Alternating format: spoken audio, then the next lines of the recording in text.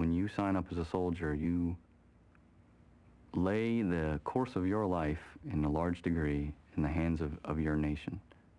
And that's extremely laudable and admirable in a lot of ways.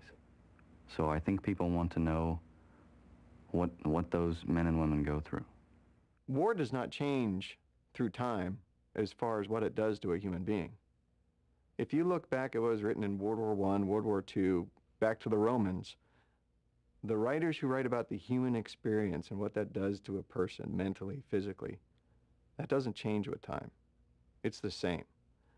And that's what I want people to remember is war is not this glorious thing that's made in a movie on TV.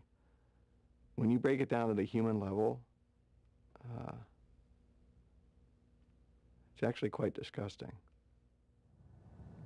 I mean, you see what's going on over there, and you try to shut down a part of yourself and try to stop caring about certain things. I mean, I think before I went, I think I was kind of one of those kids straight out of college who wants to save the whole world, and I worry sometimes that it changed me in a way where I've realized maybe I just can't care about everything. I would be more concerned about myself if I came home and had no issues than, I came home and I had a few, but that was fine, because you shouldn't be able to spend a year out there and come home like nothing ever happened. It should affect you, and it did affect us. I said to myself that I wouldn't write about Vietnam anymore. And interesting enough, at this moment, I'm writing about Vietnam. So in a way, the war, in that sense, is still with me. One internalizes all the pathos.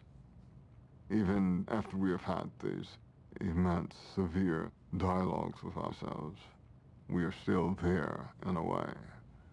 It's been very hard for me to explain to my wife that I really can't choose because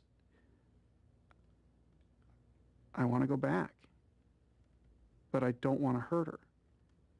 It's tough. It's a very tough call because I have to tell her that I love war more than I love her, and I don't.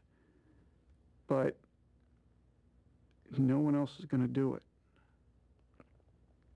I go for my family that is the military. I go there in hopes that another soldier comes home and gets some time off. I'm there for the guy to the left and to the right. I don't care about the policy. I don't care for Iraq. But I would go back.